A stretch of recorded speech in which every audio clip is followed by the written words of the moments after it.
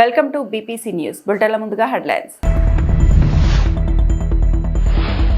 వాణిజ్యం సాంకేతికపై భారత్ బ్రెజిల్ కీలక ఒప్పందాలు.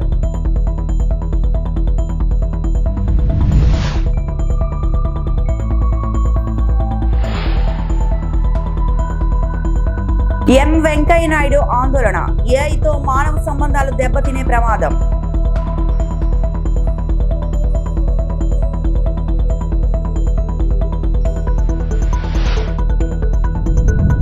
కింజరపు రామ్మోహన్ నాయుడు శ్రీకాళహస్తీశ్వరుని దర్శనం.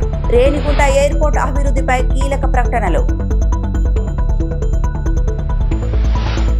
నరేంద్ర మోదీ మరియు బ్రెజిల్ అధ్యక్షుడు లూయిజ్ లూసియా లూలా దా సిల్వా మధ్య న్యూఢిల్లీలోని హైదరాబాద్ హౌస్ లో ప్రతినిధి స్థాయి ద్వైపాక్షిక చర్చలు ఘనంగా జరిగాయి. ఈ సమావేశంలో భారత్ బ్రెజిల్ సంబంధాలు మరింత బలోపేతం చేయడమే విస్తృతంగా చర్చించారు. ముఖ్యంగా వాణిజ్య విస్తరణ, రక్షణ సహకారం, వ్యవసాయ రంగ అభివృద్ధి, డిజిటల్ టెక్నాలజీ, కృత్రిమ మేధస్సు, పునరుత్పాదక శక్తి, వాతావరణ మార్పు వంటి కీలక అంశాలు చర్చకొచ్చాయి. ఇరు దేశాలు గ్లోబల్ సౌత్ దేశాల అభివృద్ధికి కలిసి పనిచేయాలనే సంకల్పాన్ని వ్యక్తం చేశాయి. అనంతరం భారత్ బ్రెజిల్ మధ్య పలు కీలక అవగాహన ఒప్పందాలు సంతకాలు జరిగాయి. ఈ ఒప్పందాలు వాణిజ్యం, సాంకేతిక పరిజ్ఞానం, విద్య, పరిశోధన మరియు సాంస్కృతిక మార్పిడి రంగాల్లో సహకారాన్ని పెంచే దిశగా కీలకంగా భావిస్తున్నారు. ఈ కార్యక్రమాన్ని ప్రధాని మోదీ, అధ్యక్షుడు లూలా ప్రత్యక్షంగా వీక్షించారు.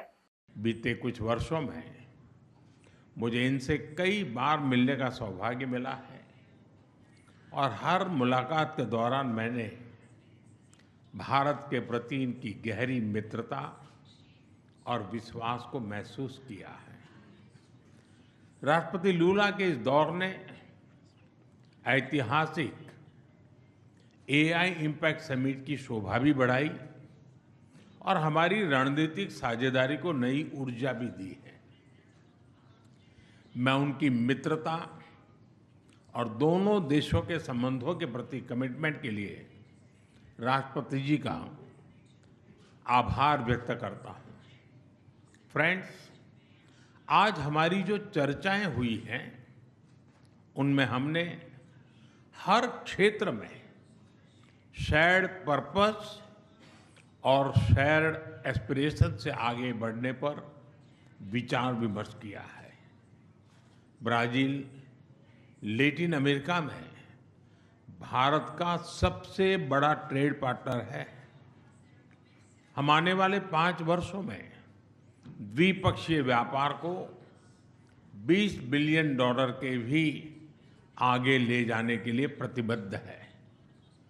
हमारा व्यापार केवल आंकड़ा नहीं, विश्वास का प्रतिबिंब है। राष्ट्रपति जी के साथ आया बड़ा बिजनेस डेलीगेशन इसी विश्वास को दिखाता है। भारत मर्कोसूर ट्रेड समझौते के विस्तार से हमारा आर्थिक सहयोग और सुदृढ़ होगा। टेक्नोलॉजी और इनोवेशन के क्षेत्र में हमारा सहयोग ప్రస్తుత పరిస్థితుల్లో ఏఐ మాట వింటేనే వణుకు పుడుతోందని మాజీ ఉపరాష్ట్రపతి వెంకయ్యనాయుడు అన్నారు. కృత్రిమ మేధతో మానవ సంబంధాలు మంటగలిసిపోతున్నాయేమో అని ఆందోళన వ్యక్తం చేశారు. విజయవాడలోని Parvathaneni Brahmayya arts and science కళాశాలలో జరిగిన పూర్వ విద్యార్థుల స్వర్ణోత్సవ సంబరాల్లో వెంకయ్యనాయుడు పాల్గొన్నారు. ఈ సందర్భంగా ఆయన మాట్లాడుతూ నైతిక విలువలతో కూడిన ఏఐ అందించేలా ప్రభుత్వాలు, మేధావులు కృషి చేయాలని సూచించారు. అసత్య వార్తలు, తప్పుడు ప్రచారాలకు సోషల్ మీడియా వేదికగా మారిందన్నారు. రాజకీయ నాయకులు సోషల్ మీడియాలో ప్రవేశించి తప్పుడు ఆరోపణలు చేస్తున్నారని, అసభ్యకర భాష మాట్లాడుతున్నారని దుయ్యబట్టారు. సకల వృత్తి రంగాల్లో కార్మిక మార్కెట్లను కృత్రిమ మేధస్సు మునుపెన్నడూ చూడని రీతిలో మహావేగంగా విచ్ఛిన్నం చేస్తుంది. చాలా మంది ఉద్యోగాలను, ముఖ్యంగా వైట్ కాలర్ ఉద్యోగాలను సమీప భవిష్యత్తులోనే మటుమాయం చేస్తుందని ఆయన డేరియా గారు పేర్కొన్నారు. ఈ యొక్క సంభావ్య వాస్తవం భయం కలిగించడం లేదా? భారతదేశంలో ఈ యొక్క ఆర్టిఫిషియల్ ఇంటెలిజెన్స్ కుల పక్షపాతాలు నేర్పితే ఊహించుకుంటేనే భయంకరంగా ఉంటుంది. మత విద్వేషాలు రెచ్చగొడితే ఊహించుకుంటేనే భయంకరంగా లేదా? అందువల్ల ఇవన్నీ వణుకు పుట్టిస్తున్న భయాలు. ఆ మాటలు చెప్పి నేను మీ ఏఐకి దూరంగా ఉండండి అని చెప్పి నేను చెప్పడంలే. భయాలను పోగొట్టే విధంగా ఆ ఏఐని అదుపులో చేసుకొని మనము వెళ్లాల్సి ఉంది.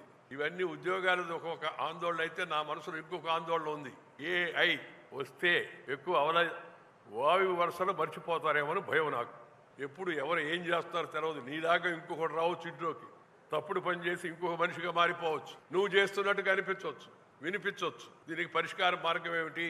దీన్ని నైతిక పద్ధతుల్లో విలువలతో కూడిన సాంప్రదాయబద్ధంగా ఏఐని ఎలా ఉపయోగించాలి, ఇది మన ముందున్నట్టు సవాల్ ఇవ్వాలి. ప్రధానమంత్రి గారు కూడా దాని గురించి ప్రస్తావించారు. ప్రధానమంత్రి గారు కానీ లేదా మన ముఖ్యమంత్రిగా ఉన్న చంద్రబాబు నాయుడు గారు కానీ ఏఐ రంగంలో ఉన్న వాళ్ళందరూ కూడా, ఈవెన్ సుందర పిచాయ్ గారు కూడా మాట్లాడారు నిన్న. వీళ్ళందరికీ కూడా దీనిపైన మరింత దృష్టి పెట్టాల్సి ఉంది. లేకపోతే అది ఒక మహాభూతమై సమాజాన్ని సంక్షిప్త మార్గంలోకి తీసుకెళ్తుందేమో అని చెప్పి ఆలోచన వస్తే భయం కలుగుతుంది. వెంకయ్యనాయుడు గారు మీరు ఇంత భయపెడుతున్నారు ఎందుకు? నేను భయపడడం లేదు, నేను భయపడుతున్న మాట వాస్తవమే. అయ్యా, భయం ఇతరు కలగకుండా మార్గం చూడండి అని చెప్తున్నాను. ఈ సోషల్ మీడియా వచ్చింది, బాగుంటుంది అనుకున్నారు అందరూ. సోషల్ మీడియా కాస్త యాంటీ సోషల్ మీడియాగా తయారైంది. ఏదంటే అది పెట్టేస్తున్నారు. మీరు చూడండి, యూట్యూబ్ చూస్తారు, హెడ్డింగ్ చాలా ఆకర్షణ ఉంటుంది, లోపల చూస్తే అదే ఉండదు. పైన పటారం లోన లోటారం అని ఒక సామెత ఉంది. అలాగే పైన హెడ్డింగ్లో ఒకటి ఉంటుంది, లోపల అదేమి లేదు. దాంతోపాటు రాజకీయ నాయకులు ఇప్పుడు సోషల్ మీడియాలో ప్రవేశించారు. వావి వరుసలు మాని అన్ని రకాలంటే తప్పుడు ఆరోపణలు చేసుకుంటూ ఉన్నారు. ఆ భాష కూడా వినడానికి కూడా అసహ్యంగా, వాసన చూడడానికి కబ్బు కొట్టే విధంగా కొందరు మాట్లాడుతున్నారు. నాయకులని చెప్పుకునేవాళ్ళు ఈ సోషల్ మీడియా దాన్ని ప్రచారం చేస్తుంది విస్తృతంగా.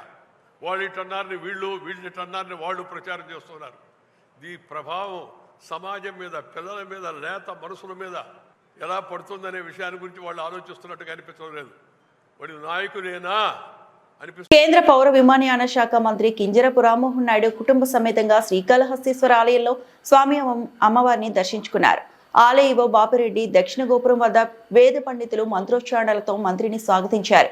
ప్రత్యేక దర్శన ఏర్పాట్లు మధ్య మంత్రి జ్ఞాన ప్రసూనాంబ సమేత శ్రీకాళహస్తీశ్వరిని దర్శించారు. అనంతరం దక్షిణామూర్తి ప్రాంగణంలో వేద పండితులు ఆశీర్వచనాలు అందజేయగా ఆలయ అధికారులు తీర్థ ప్రసాదాలు స్వామి అమ్మవారి చిత్రపటాన్ని అందజేశారు. ఈ సందర్భంగా మంత్రి కింజరపు రామ్మోహన్ నాయుడు మాట్లాడుతూ మహాశివరాత్రి పర్వదినాన శివయ్యను దర్శించుకోవడం ఆనందంగా ఉందన్నారు. తిరుపతి జిల్లా రేణిగుంట విమానాశ్రయాన్ని నిన్న పరిశీలించామని, ఢిల్లీకి కొత్త విమాన సర్వీసులు ప్రారంభించామని తెలిపారు. భవిష్యత్తులో ఆధ్యాత్మిక క్షేత్రాలైన షిరిడి తదితర ప్రాంతాలకు మరిన్ని విమాన సౌకర్యాలు కల్పించేందుకు చర్యలు చేపడుతున్నట్లు చెప్పారు. గల్ఫ్ ప్రాంతాలకు ఈ ప్రాంతం నుంచి అనేక మంది వెళ్తున్నారని, వారికి విదేశీ విమాన సౌకర్యాలు అందించేందుకు ప్రణాళికలు సిద్ధం చేస్తున్నామని పేర్కొన్నారు. తిరుపతి రేణిగుంట విమానాశ్రయంలో పెరుగుతున్న ప్రయాణికుల సంఖ్య ప్రజల్లో విమాన ప్రయాణంపై పెరుగుతున్న ఆసక్తికి నిదర్శనమన్నారు.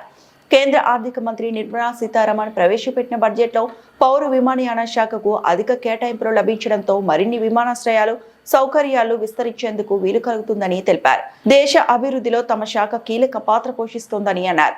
అలాగే శ్రీకాళహస్తిలోని గుడిమల్లం పరశురామేశ్వర ఆలయంను శ్రీకాళహస్తి దేవస్థానానికి అనుబంధంగా చేర్చేందుకు చర్యలు తీసుకుంటున్నట్లు చెప్పారు.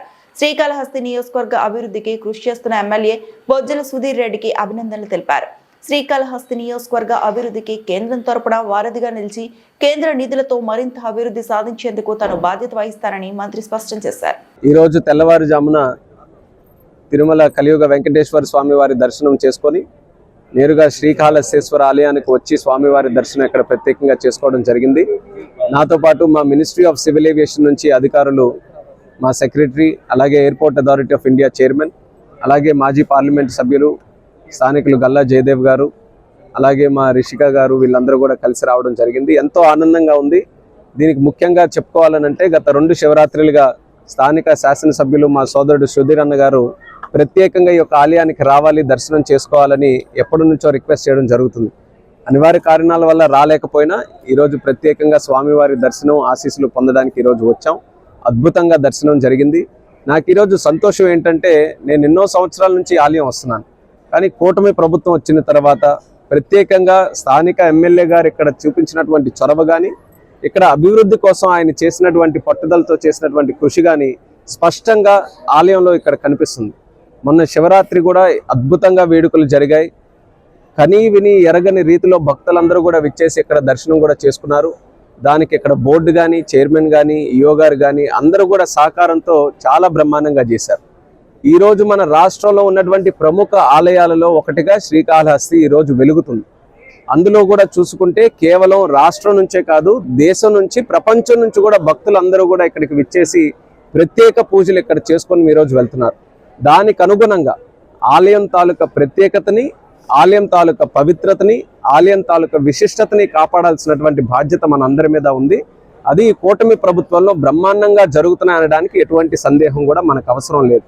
అలాగే ఈ కాళహస్తి నియోజకవర్గంలోనే మా తిరుపతి ఎయిర్పోర్ట్ కూడా ఉంది. ఎయిర్పోర్ట్ కూడా నిన్న మేము స్థానికంగా రివ్యూ చేసిన తర్వాత మాకు ఈ సందర్భంగా తెలిసింది ఏంటంటే, మొట్టమొదటిసారి తిరుపతి ఎయిర్పోర్ట్ చరిత్రలో ఒక సంవత్సరంలో 10 లక్షల మంది యాత్రికులు మొట్టమొదటిసారి జరిగింది. అది అంటే ఏప్రిల్ 1 నుంచి క్రిందటి సంవత్సరం, ఈ మార్చి 31 ఇంకా రాలేదు, ఇంకో నెల రోజులు కూడా గడువు ఉంది మనకి. ఈ లోపలే 10 లక్షల మంది యాత్రికులు ఈ తిరుపతి ఎయిర్పోర్ట్ నుంచి రాకపోకలు జరిగాయి. ఇది మొట్టమొదటిసారి జరిగింది. అంటే ప్రయాణికులు కూడా తిరుపతి కానీ ఈ ప్రాంతానికి కానీ తిరుపతి ఎయిర్పోర్ట్ని వినియోగించుకొని ఏ రకంగా పెరుగుతుందనడానికి అదొక ఉదాహరణ. చాలా ఆలయాలు ఇక్కడ ఉన్నాయి. గుడిమల్లం ఆలయం కూడా, దాని మీద కూడా ప్రత్యేకంగా ఇప్పుడు అది కూడా చాలామంది భక్తులు అక్కడ కూడా వస్తున్నారు. అలా ఈ ఒక క్షేత్రాలు ఏవైతే ఉన్నాయో ఒక దివ్యమైనటువంటి ఆలోచనతో భక్తులందరూ కూడా ఇక్కడికి రావడం, పర్యాటకంగా కానీ ఆధ్యాత్మికంగా కానీ ఒక ప్రముఖ కేంద్రంగా మన తిరుపతి సరౌండింగ్ ఇదంతా కూడా జరిగింది. అందుకనే నేను కూడా తిరుపతి ఎయిర్పోర్ట్ మీద ప్రత్యేక శ్రద్ధ పెట్టి అదనంగా కనెక్టివిటీ నిన్న మాట్లాడుకున్నప్పుడు మేము చూసాం. మేజర్ పట్టణాలకన్నిటికీ ఉన్నాయి. నేను వచ్చిన తర్వాత ఢిల్లీకి కూడా డైరెక్ట్ ఫ్లైట్ కూడా వేయించడం జరిగింది. ఇప్పుడు మిగిలినటువంటి ఆధ్యాత్మిక కేంద్రాలు మనకి షిరిడి, వారణాసి, అయోధ్య ఇలాంటివి ఏవైతే మిగిలినటువంటి కేంద్రాలు ఉన్నాయో దానికి ఇక్కడ నుంచి నేరుగా ఫ్లైట్లు వేయాలనే ఆలోచనతో భవిష్యత్తులో నా కృషి ఉంటుంది. దానికి మించి ముఖ్యంగా ఇక్కడ చాలా మంది కార్మికులు ఉన్నారు, గల్ఫ్ ఏరియాలో పనిచేస్తున్నారు. తణుకు మండలం దువ్వ గ్రామంలో వేంచేసిన దానేశ్వరి అమ్మవారి ఆలయాన్ని మరింత విస్తరించేందుకు చర్యలు తీసుకుంటున్నామని తణుకు ఎమ్మెల్యే అరిమిల్లి రాధాకృష్ణ పేర్కొన్నారు. దానేశ్వరి అమ్మవారి ఆలయం పునఃప్రతిష్ఠ కార్యక్రమంలో ఎమ్మెల్యే రాధాకృష్ణ, కృష్ణ తులసి దంపతులు పాల్గొని ప్రత్యేక పూజలు నిర్వహించారు. ఈ సందర్భంగా ఆయన మాట్లాడుతూ ఆలయ అభివృద్ధికి ప్రభుత్వం 3 కోట్లు సిజిఎఫ్ నిధులను మంజూరు చేసిందని, దీంతో పాటు గ్రామస్తులు మరో 1 కోటి నిధులను సేకరించడం అభినందనీయమని తెలిపారు. ఈ నిధులతో ఆలయ గోపురం, ప్రాకారం నిర్మించడానికి చర్యలు తీసుకుంటామని చెప్పారు. కేవలం తణుకు నియోజకవర్గంలోనే కాకుండా జిల్లా స్థాయి, రాష్ట్ర స్థాయిలో అమ్మవారి ఆలయానికి ప్రత్యేక స్థానం ఏర్పడిందని తెలిపారు. ఇందుకు అనుగుణంగా రాబోయే రోజుల్లో ఆలయ పరిధిని విస్తరించి భక్తులకు మరిన్ని సౌకర్యాలు కల్పించే విధంగా చర్యలు తీసుకుంటామని హామీ ఇచ్చారు. ప్రతి రామకృష్ణ ఆధ్వర్యంలో ఆలయం మరింత అభివృద్ధి చెందాలని ఆకాంక్షించారు. ఈ కార్యక్రమంలో పెద్ద సంఖ్యలో భక్తులతో పాటు కూటమి నాయకులు, కార్యకర్తలు పాల్గొన్నారు. మన దువ్వ గ్రామంలో వేయించేసి ఉన్నటువంటి శ్రీ శ్రీ శ్రీ దానేశ్వరి అమ్మవారి ఆలయ విగ్రహ పునఃప్రతిష్టాపన కార్యక్రమాన్ని ఎంతో వైభవంగా మనందరం కూడా నిర్వహించుకుంటున్న సందర్భంలో అందరికీ కూడా శుభాకాంక్షలు తెలియజేసుకుంటూ, ముఖ్యంగా దానేశ్వరి అమ్మవారి అంటే ప్రతి ఒక్కరికి కూడా ఒక విశ్వాసం, ప్రతి కుటుంబానికి ఒక నమ్మకం. ఆ అమ్మవారిని మన కోరికలు తీరుస్తూ మనకి, మన కుటుంబం అంతా కూడా బాగుండాలని, ఆశీస్సులు అందిస్తారనే నమ్మకం మనందరికీ కూడా ఎక్కువగా ఉంటుంది. అటువంటి దానేశ్వరి అమ్మవారి ఆలయం ఇక్కడ మొదటిసారిగా 1977లో బద్ది మునేశ్వర వారి కుటుంబ సభ్యులు స్థాపించడం, అదేవిధంగా ఈరోజు ఈ కార్యక్రమాన్ని మరలా ఆలయ పునర్నిర్మాణం చేసుకుని విగ్రహ పునఃప్రతిష్టాపన కార్యక్రమాన్ని బద్ది మునేశ్వరరావు గారు, వారి కుటుంబ సభ్యులు అందరూ కూడా నిర్వహించడం చాలా సంతోషం. వారికి కూడా అభినందనలు, శుభాకాంక్షలు తెలియజేసుకుంటూ, ఈరోజు దానేశ్వరి అమ్మవారి కేవలం ఒక ప్రాంతానికి కాకుండా మన జిల్లాలోను, రాష్ట్రంలోనూ కూడా ప్రతి ఒక్కరికి కూడా ఒక నమ్మకం ఇక్కడికి వచ్చి భక్తులందరూ కూడా వారి కోరికల్ని ఈరోజు అమ్మవారికి తెలియజేసుకునే కోరికలు తీరిన తర్వాత ఇక్కడ మనందరం కూడా ఎటువంటి దానాల ద్వారా కార్యక్రమాలు నిర్వహించుకుంటాం మనందరికీ కూడా తెలుసు. అటువంటి విశ్వాసం కలిగినటువంటి అటువంటి విశ్వాసంతో మనందరం కూడా అమ్మవారిని మొక్కుకుంటూ, అలాగే మన కుటుంబాలన్నీ కూడా సుఖ సంతోషాలతో, సుఖ శాంతులతో ఉండాలని మనందరం కూడా కోరుకుంటాం. ఈరోజు అటువంటి ఆలయ ప్రతిష్ఠా కార్యక్రమం ఎంతో వైభవంగా జరిగి ఇక్కడ మన తణుకు నియోజకవర్గమే కాకుండా ఇతర ప్రాంతాల నుంచి కూడా పెద్ద ఎత్తున తమ ఇళ్లలో వృధాగా ఉన్న ఈ వేస్ట్ పరికరాలు నగరపాలక సంస్థకు అందజేయాలని అనంతపురం అర్బన్ ఎమ్మెల్యే దగ్గుపాటి ప్రసాద్ పిలుపునిచ్చారు. ప్రతి 3వ శనివారం నిర్వహించే స్వర్ణాంధ్ర స్వచ్ఛాంధ్ర కార్యక్రమంలో ఆయన పాల్గొన్నారు. నగరంలోని ఓల్డ్ టౌన్ లో ఈ వేస్ట్ సేకరణపై అవగాహన కల్పిస్తూ ర్యాలీ నిర్వహించారు. పరిసరాలను పరిశుభ్రంగా ఉంచుకునేందుకు ప్రతి ఒక్కరూ కృషి చేస్తామని గాంధీ విగ్రహం వద్ద ప్రతిజ్ఞ చేశారు. అనంతరం ఎమ్మెల్యే పాతూరు కూరగాయల మార్కెట్ ని సందర్శించారు. అక్కడ వ్యాపారులు వినియోగదారులతో మాట్లాడి చెత్తను ఎక్కడ పడితే అక్కడ వేయవద్దని, దీనివల్ల మార్కెట్ అపరిశుభ్రంగా మారుతుందన్నారు. మీరు సహకరిస్తేనే మార్కెట్ శుభ్రంగా ఉంటుందన్నారు. ఈ సందర్భంగా ఎమ్మెల్యే మాట్లాడుతూ అనంతపురం లాంటి నగరాలు, పట్టణాల్లో ఎలక్ట్రానిక్ పరికరాల వాడుక ఎక్కువగా ఉంటుందని, ఈ క్రమంలో పాత వాటిని పడవేయటం వల్ల అత్యంత ప్రమాదకర రసాయనాలతో కలుషితమవుతుందన్నారు. అందుకే నగరపాలక సంస్థ కార్యాలయంతో పాటు ఓల్డ్ టౌన్ పోస్ట్ ఆఫీస్ వద్ద ఈ వేస్ట్ సేకరణ కేంద్రాన్ని ఏర్పాటు చేసినట్లు చెప్పారు. ప్రజలు సహకరించి ఇక్కడ ఈ వేస్ట్ అందజేయాలని సూచించారు. స్వర్ణాంధ్ర కార్యక్రమం చేపట్టడం జరిగింది. మా ముఖ్యమంత్రి నారా చంద్రబాబు నాయుడు గారి ఆలోచనల మేరకు ప్రతి 3వ శనివారం ప్రతి కాన్స్టిట్యున్సీలోనూ ఈ కార్యక్రమం ఏర్పాటు చేయడం జరిగింది. ఈ రోజు అనంతపురం అర్బన్ నియోజకవర్గంలో ఈ వేస్ట్ మీద ఈ రోజు ఈ కార్యక్రమం చేయడం జరిగింది. ముఖ్యంగా అంటే ఈ ఎలక్ట్రానిక్ సంబంధించిన వేస్ట్ ఎవరు ఇళ్లలో ఉన్నా గానీ, మా మున్సిపల్ సిబ్బంది కాల్ చేసినా గానీ, లేకపోతే మున్సిపల్ ఆఫీస్ లో కౌంటర్ పెట్టాము, ఆ కౌంటర్ తీసుకొచ్చి ఇచ్చినా కానీ కలెక్ట్ చేసుకొని ఈ వేస్ట్ ఏదైతే ఉందో దాన్ని ఒక చోటు చేర్చి మొత్తం అంతా మా స్వచ్ఛాంధ్ర కార్పొరేషన్ పంపించడం జరుగుతుంది. ముఖ్యంగా ఈరోజు మా తెలుగుదేశం ప్రభుత్వం వచ్చిన తర్వాత మా ముఖ్యమంత్రి నారా చంద్రబాబు నాయుడు గారి ఆలోచనల మేరకు ఈ కార్యక్రమం చేపట్టడం జరుగుతూ ఉంది. ముఖ్యంగా అంటే పల్లెల్లో అయితేమి, పట్టణాల్లో అయితేమి ప్రతి 3వ శనివారం చేయడం జరుగుతూ ఉంది. ముఖ్యంగా పబ్లిక్ అవేర్నెస్ ప్రోగ్రామ్ అంటే లీడర్లు కానీ అలాగే మా ఆఫీసర్స్ కానీ వెళ్ళి ప్రతి ఇంటికి డోర్ టు డోర్ క్యాన్వాస్ చేసి పబ్లిక్ అవేర్నెస్ చేసే కార్యక్రమం చెప్పేసి తెలియజేస్తూ ఈ అవకాశం ఇచ్చిన అందరికీ ధన్యవాదాలు తెలుపుతున్నాను. పశ్చిమ గోదావరి జిల్లా నర్సాపురంలో ప్రయోగాత్మకంగా డ్రోన్ సాయంతో కొత్త విద్యుత్ లైన్ ఏర్పాట్లు ప్రక్రియను చేపట్టారు. నర్సాపురం నుంచి ఎలమంచలి సబ్ స్టేషన్ వరకు సుమారు 15 కిలోమీటర్ల మేర 11 kV కొత్త విద్యుత్ లైన్ బిగిస్తున్నారు. ప్రయోగాత్మకంగా డ్రోన్ సాయంత్రం చేపడుతున్న ఈ పనులు శరవేగంగా సాగుతున్నాయి. రోజుకు కిలోమీటర్ మేర కొత్త విద్యుత్ వైర్ను బిగిస్తున్నారు. 10 మంది కార్మికులు చేయాల్సిన పని 2 కార్మికులు డ్రోన్ సాయంతో చేపడుతున్నట్లు ఈపీడీసీఎల్ ఎగ్జిక్యూటివ్ ఇంజనీర్ మధుకుమార్ చెప్పారు.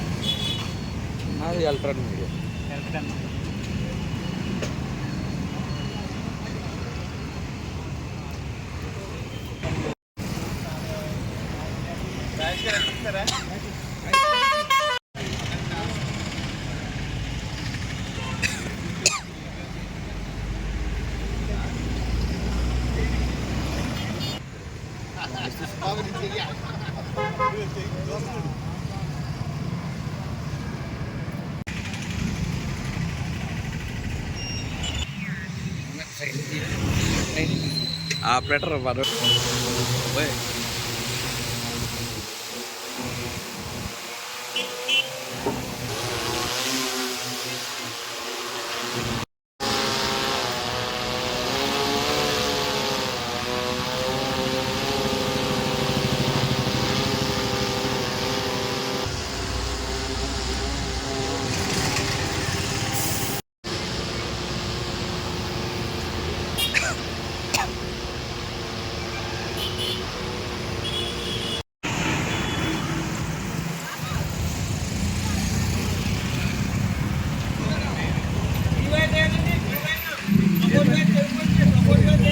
అందరికి నమస్కారం అండి. ఈరోజు ఈ ఉభయ పశ్చిమ గోదావరి జిల్లాలో మొట్టమొదటిగా డ్రోన్ టెక్నాలజీ వాడి ఈ యొక్క కొత్తగా లైన్ వేసే ఒక టెక్నాలజీ ప్రకారం ఈ లైన్ వర్క్ చేస్తున్నాము. దీనివల్ల ఏంటంటే 3 గంటలు పట్టే పని కేవలం ఒక పావు గంట 20 నిమిషాల్లో ఆ డ్రోన్ సహాయంతో మనం చేస్తున్నాం. దీనివల్ల ఏంటంటే ఏదైనా కొత్త లైన్ లాగినప్పుడు ఆ లైన్ లో ఉన్నటువంటి ఫీడర్లన్నీ సప్లై ఆపి చేయడం జరుగుతుంది. ఇది ఇలా మనం ఫాస్ట్ గా చేయడం వలన ఆ యొక్క అంతరాయాన్ని మనం తగ్గించగలుగుతాము. అదేవిధంగా ఈ కండక్టర్ కూడా నలిగిపోకుండా మంచిగా నీట్ గా అయ్యేలాగా కూడా దీన్ని ఉపయోగపడుతుంది. అదేవిధంగా వినియోగదారులకు కూడా అంతరాయం బాగా తగ్గుతుంది. తొందరగా ఎటువంటి లైన్ అయినా కొంచెం త్వరగా లైన్ కంప్లీట్ చేయడానికి ఈ టెక్నాలజీ మనం కొత్తగా ప్రయోగం చేసాము. అది సక్సెస్ అయింది. ఈ యొక్క నర్సాపురం డివిజన్ లో ఈ యొక్క కాజా అనే సబ్స్టేషన్, నర్సాపురం నుంచి కాజా అనే సబ్స్టేషన్ కి మనం కొత్తగా 33 kV ఇంటర్లింకింగ్ లైన్ వేస్తున్నాం. ఆ లైన్ దగ్గరగా 60 లక్షల ఖర్చుతో ప్రభుత్వం శాంక్షన్ ఇచ్చింది. ఆ లైన్ వేయడానికి ఈ టవర్ల మీద లైన్ లాగాలన్నమాట. అది త్వరగా అవడానికి ఈ యొక్క వేసవి కాలం యొక్క ఎద్దడిని తట్టుకోవడానికి ఈ యొక్క లైన్ చాలా అవసరం. కాబట్టి ఈ వేసవి కాలం ముందు ఇది కంప్లీట్ చేయాలనే ఉద్దేశంతో ఈ టెక్నాలజీ వాడి ఫాస్ట్ గా ఈ యొక్క లైన్ కంప్లీట్ చేయడానికి మేము ప్రయత్నం చేస్తున్నాం. ఇది ఇప్పటి వరకు చేసినంత సక్సెస్ అయింది. మిగిలినంత కూడా సక్సెస్ అయితే మనం ఒక 2-3 రోజుల్లోనే లైన్ అంతా కంప్లీట్ చేసేసి మనం ఛార్జ్ కూడా చేయగలం. దీనివల్ల ఖర్చు డెఫినెట్ గా తగ్గుతుంది. అంటే మ్యాన్ పవర్ తగ్గుతుంది, మ్యాన్ అవర్స్ తగ్గుతాయి, దానివల్ల లేబర్ ఛార్జ్ తగ్గుతాయి. కానీ ఎంత అనేది ఈ రోజే మేము ప్రయోగాత్మకం చేసాం కాబట్టి ఫ్యూచర్ లో తెలుస్తుంది. డెఫినెట్ గా మ్యాన్ పవర్ అయితే తగ్గుతుంది.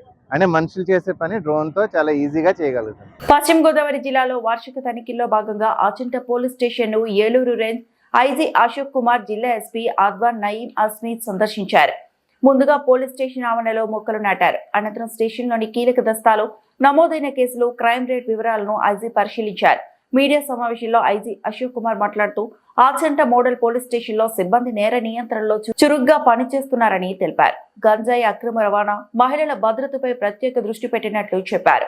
జిల్లాలో తరచూ ప్రమాదాలు జరిగే 23 బ్లాక్ స్పాట్స్ గుర్తించామని, వాటిలో ఎక్కువగా నర్సాపురం టౌన్ లో ఉన్నాయని వెల్లడించారు.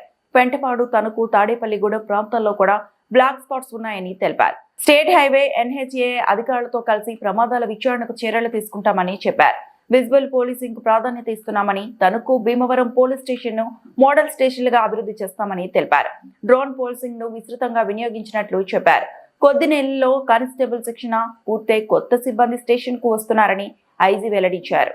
ముఖ్యంగా గత 3 సంవత్సరాలుగా 2023, 24, 25 సంవత్సరాల్లో జరిగిన యాక్సిడెంట్స్ డేటాను బట్టి అన్ని జిల్లాల్లో కూడా ఎక్కడెక్కడ బ్లాక్ స్పాట్స్ ఉన్నాయని, అంటే ప్రమాదాలు తరచు జరిగే ప్రదేశాలని గుర్తించడం జరుగుతూ ఉంది. దానిలో వెస్ట్ గోదావరి జిల్లాలో 23 బ్లాక్ స్పాట్స్ ని గుర్తించడం జరిగింది. సో దీంట్లో ఎక్కువగా మనకి నర్సాపూర్ టౌన్ పోలీస్ స్టేషన్ లో ఎక్కువ బ్లాక్ స్పాట్స్ ఉన్నాయి. Pentapadu, next Tanuku rural,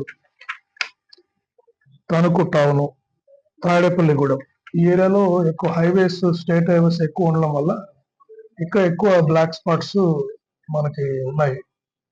so వీటన్నిటిని కూడా మేము కలెక్టర్ గారు రోడ్ సేఫ్టీ మీటింగ్ లో రివ్యూ చేయించి concern national highway authorities, state highway authorities తోటి వీటిని రెక్టిఫై చేసి నెక్స్ట్ ఇయర్, అంటే ఈ సంవత్సరం లోపల వీటిని రెక్టిఫై చేసి మళ్ళీ ఈ బ్లాక్ స్పాట్స్ లో, అంటే ఇక్కడ ఈ ప్రదేశాల్లో యాక్సిడెంట్స్ జరగకుండా మేము చర్యలు తీసుకోవడం జరుగుతుంది. ముఖ్యంగా అనాలిసిస్ లో మనకు తెలిసింది ఏంటంటే సాయంత్రం పూట, ఈవినింగ్ బిట్వీన్ 6 to 9 ఎక్కువ యాక్సిడెంట్స్ జరుగుతున్నాయని మనకు అనాలిసిస్ లో వచ్చింది. సో ఆ టైంలో ఎక్కువగా విజిబుల్ పోలీసింగ్, తర్వాత వెహికల్ చెకింగ్స్ అవి కూడా అన్ని జిల్లాల్లో కూడా ఇంటెన్సిఫై చేయడం జరుగుతూ ఉంది. మనకు వేరే జిల్లాలో చూస్తే ప్రైవేట్ బస్సులు అప్పుడప్పుడు తరచుగా యాక్సిడెంట్స్ అవుతా ఉన్నాయి. అందుకని నైట్ కూడా టోల్ గేట్స్ దగ్గర అక్కడ రెగ్యులర్ గా ఈ ప్రైవేట్ బస్సుల్ని కానీ, హెవీ వెహికల్స్ ని కానీ చెక్ చేసి డ్రంక్ అండ్ డ్రైవ్ చెక్స్ కూడా చేస్తున్నాము. తర్వాత స్టాప్ వాష్ అండ్ గో, అంటే ఆపి అక్కడ ముఖం కడగడము నీళ్ళతోటి, ఈ కార్యక్రమాలు కూడా చేయడం వల్ల రాత్రిపూట కొద్దిగా యాక్సిడెంట్స్ తగ్గాయి. అయితే ప్రజలకి మేము విజ్ఞప్తి చేసేది ఏంటంటే, ఈ 2 వీలర్స్ ఎస్పెషల్లీ దూర ప్రయాణం చేసేవాళ్ళు ఈ హైవేస్ మీద, స్టేట్ హైవేస్ మీద, నేషనల్ హైవేస్ మీద మరియు దూర ప్రయాణం చేసేవాళ్ళు కంపల్సరీగా హెల్మెట్ ధరించవలసిందిగా విజ్ఞప్తి చేస్తున్నాం.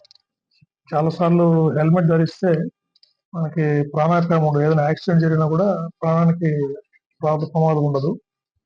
కాబట్టి దీని విధంగా మేము దూర ప్రాంతాల వాళ్ళు హెల్మెట్ వేసుకునే విధంగా కూడా మేము ఎన్ఫోర్స్మెంట్ చేయడం జరుగుతుంది. తర్వాత డ్రంక్ అండ్ డ్రైవ్, నైట్ రాత్రి మద్యం సేవించి తిరగడము, డ్రైవ్ చేయడం, దీనివల్ల కూడా ఎక్కువ ప్రమాదాలు జరుగుతున్నాయి. ఈ 2 ఆస్పెక్ట్స్ మీద మేము దృష్టి పెట్టడం జరుగుతోంది. తర్వాత ఈ చిన్న పిల్లల మీద నేరాలు, పోక్సో కేసెస్, మహిళల గురించి, అత్యాచారాల గురించి కూడా ఎప్పటికప్పుడు అప్రమత్తంగా ఉన్నాము. ఎవరైతే ఇటువంటి నేరాలు చేశారో వ్యక్తులు, వాళ్ళ మీద షీట్స్ కూడా ఓపెన్ చేయడం జరిగింది. తర్వాత కొన్ని ఇంపార్టెంట్ కేసెస్ కూడా మేము వాటిని ప్రత్యేకంగా మానిటర్ చేస్తూ శిక్షలు పడేటట్టు కూడా ట్రయల్స్ మానిటర్ చేస్తున్నాం. ఇటువంటి కేసుల్లో సెన్సేషనల్ కేసెస్, చిన్నపిల్లల నేరాలు పడినవి. సో ఇంకా కాకుండా విజిబుల్ గా ఇటువంటి నేరస్తులు ఎక్కడ ఉన్నారు, ఈ శక్తి టీమ్స్ కూడా జిల్లాలో ఉన్నాయి. అవన్నీ కూడా మేము చర్యలు తీసుకొని మహిళల మీద నేరాలు, ఎటువంటి సీరియస్ క్రైమ్స్ జరగకుండా మేము చర్యలు తీసుకోవడం జరుగుతూ ఉంది. ఆల్రెడీ గంజాయి పూర్తిగా దాదాపు అదుపులోకి వచ్చింది. హైవే మీద మన ఒరిస్సా నుంచి వెళ్ళే గంజాయి తప్పితే మనకి లోకల్ గా గంజాయి బాగా తగ్గుముఖం పట్టింది.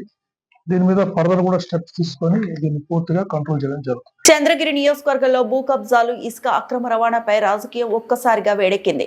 స్థానిక ఎమ్మెల్యే పులివర్తి నాని లక్ష్యంగా వైసీపీ ఇన్ఛార్జ్ చెవిరెడ్డి మోహిత్ రెడ్డి సంచలన ఆరోపణలు చేశారు.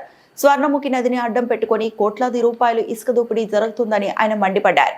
వారం రోజుల్లో ఈ ఆగడాలు ఆగకపోతే ప్రజలతో కలిసి క్షేత్రస్థాయిలో అడ్డుకుంటామని అల్టిమేటం జారీ చేశారు. చంద్రగిరిలో ప్రశాంతత కొరవైందని, తెలుగుదేశం నేతల అరాచకాలు పెచ్చుమీరిపోతున్నాయని వైసీపీ ఇన్ఛార్జ్ చెవిరెడ్డి మోహిత్ రెడ్డి ధ్వజమెత్తారు. చంద్రగిరి నియోజకవర్గం ఎంతో చారిత్రాత్మకమైన నియోజకవర్గం. ఇక్కడ ప్రజలందరూ కూడా ఎప్పుడు రౌడీజానికి కానీ ఇంకొక అక్రమాలు కానీ దీన్ని ప్రోత్సహించిన చరిత్ర గతంలోనూ ఎప్పుడూ లేదు. గతంలో ఇంతకుముందు గల్లారం కుమారి గారు ఎమ్మెల్యేగా ఉన్నారు, నాన్నగారు ఎమ్మెల్యేగా ఉన్నారు, దాని ముందు రామ్మూర్తి నాయుడు గారు ఎమ్మెల్యేగా ఉన్నారు. ఎప్పుడు కూడా చంద్రగిరి నియోజకవర్గంలో ఈ విధంగా అక్రమాలు, అక్రమ ఇసుక, అక్రమ మైనింగు, అక్రమ ల్యాండ్లు, భూ కబ్జాలు ఇవన్నీ కూడా ఎప్పుడు కూడా ఈ స్థాయిలో ఎప్పుడు జరిగిన సందర్భం ఎప్పుడూ లేదు. ఈరోజు ఇప్పుడున్న ప్రస్తుత ఎమ్మెల్యే పులివర్తి నాని గారు వాళ్ళ కార్యకర్తలను ప్రోత్సహించి మొత్తం చంద్రగిరిలో 25 పాయింట్లు, అంటే ఒక్కొక్క మండలంలో 7 నుంచి 8 పాయింట్లు, మీ అందరూ కూడా ఇక్కడ ఫోటోలు చూడొచ్చు. వాళ్ళు ఏ విధంగా ఏ పాయింట్లో ఏ విధంగా వాళ్ళు మట్టి ఇసుక తవ్వుతున్నారు అని చెప్పి. కొన్ని పాయింట్లు మీకు ఉదాహరణ చెప్పాలంటే రామచంద్రాపురం మండలం, చంద్రగిరిలో ఒక మండలంలో గణేష్పురం గుండోడి కాలం అని చెప్పి ఒక పంచాయతీలో ఇక్కడ ఈ గ్రావిల్ అనేది కొన్ని గుట్టలు, చాలా గుట్టలంతా ఉన్నాయి. అక్కడ ఆ గుట్టలంతా తవ్వేసి ఆ మిగిలిన ల్యాండ్ ఈరోజు వాళ్ళు సదరం చేసుకొని భూ కబ్జా చేయడం జరిగింది. అంటే ఒక గ్రావెల్ తవ్వడమే తప్పుడుగా ఈ విధంగా టిప్పర్లు పెట్టి ఇవన్నీ పెట్టి తవ్వడమే తప్పు అంటే, ఆ తవ్వేసి దాన్ని చెదురు చేసి ఈరోజు పూర్తిగా దాన్ని వ్యవసాయం పండించుకొని టీడీపీ నాయకులు కొంతమంది దాన్ని భూ కబ్జా చేయడం జరిగింది. రామాపురం, శ్రీరామాపురంలో ఎకరా 3 నుంచి 4 కోట్ల రూపాయలు ఈరోజు లోపల వేసుకున్నా కూడా కాస్ట్ ఉంటుంది. అలాంటి చోట సుమారు 10కి పైగా ఈరోజు గుట్టలు తవ్వి అక్కడంతా కూడా ఆ ల్యాండ్ని కబ్జా చేయడం జరిగింది. అదేవిధంగా సీకాలేపల్లి, అదేవిధంగా రాయల్ చెరువు, ఇట్లా ఈ విధంగా చెప్పుకుంటా పోతే ఒకటి కాదు, మొత్తం రామచంద్రాపురంలో ఎక్కడెక్కడైతే గుట్లు ఉంటాయో ఈరోజు 90% గుట్లన్నీ కూడా వాళ్ళ కార్యకర్తలను ముందు పెట్టి కొంతమంది ఈరోజు ఈ విధంగా ఎమ్మెల్యే గారు ఈ విధంగా చేస్తున్నారు.